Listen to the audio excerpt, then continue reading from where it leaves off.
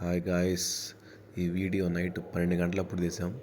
అది ఎందుకంటే అర్ధరాత్రి 12 గంటలకి రూమ్కి వెళ్తూ ఉన్నాం. దిక్కు తోచని పరిస్థితిలో ఉన్నాం. మేము రూమ్కి వెళ్తున్నాం.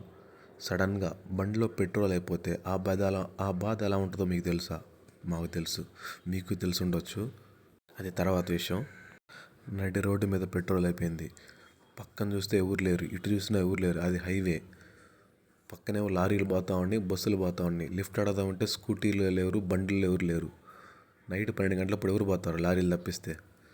ఈడే మా వాడు పెట్రోల్ కొట్టిరా అంటే పెట్రోల్ ఉంది అని చెప్పాడు. అందుకే ఇలా అయిపోయింది మా పరిస్థితి. ఏం చేయాలి అర్థం కాల.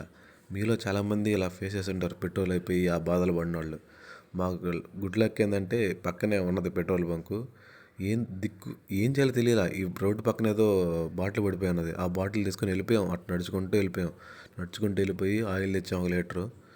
ఏ వాటిలో కూడా తెలియదు అది, లిటరల్గా చెప్పాలంటే. తెచ్చాం 1 లీటర్ తెచ్చాం, కొట్టాం. లీటర్ ఆయిల్ పోస్తున్నాం.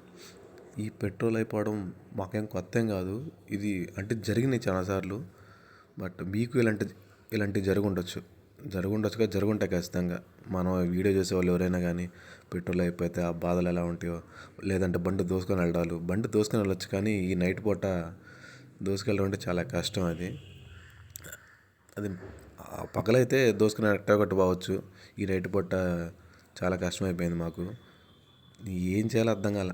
ఫస్ట్ మా వాళ్ళైతే రోడ్డు పక్కన కూర్చుండిపోయారు కొంచెంసేపు ఆ చెత్తలో. ఇంకేం చేస్తాం, ఏం చేయలేం కదా.